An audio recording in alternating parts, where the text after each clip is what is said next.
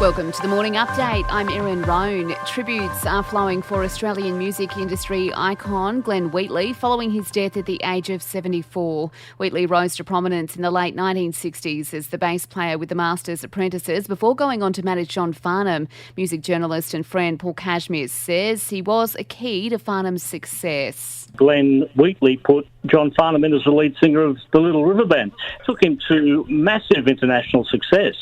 John, as a solo artist, had never really been that big in America, but he was with the Little River Band. Came out and did Whispering Jack, and then it just did not end.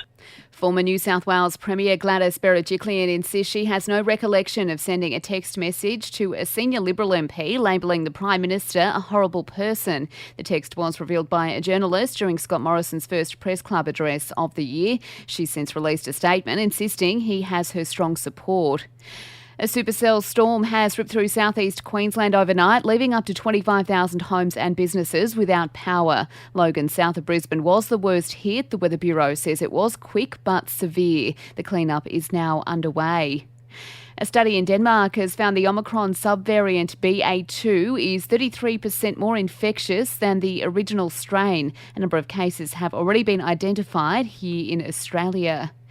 UK Prime Minister Boris Johnson has been dogged by Partygate on a visit to Ukraine. He's been under siege for allowing Downing Street garden parties during lockdown and ignored questions during a media conference in Kiev. There's a great deal of concern in our country about what we're seeing on the border with Ukraine. And I hope very much that President Putin steps back from the path of conflict and that we engage in dialogue.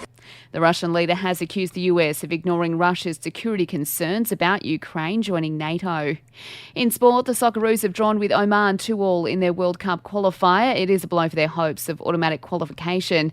In cricket, the Aussie women will take on England in their third one-dayer today. And to the US, and NFL legend Tom Brady is retiring. He's called it quits after 22 seasons. In entertainment news today, Ellen DeGeneres is doing her bit to protect the gorillas. The sanctuary in the talk show host's name has opened in Rwanda, gifted to her by wife Portia de Rossi. And that's the latest from the Nova Podcast team. We'll see you this afternoon for another episode of The Update.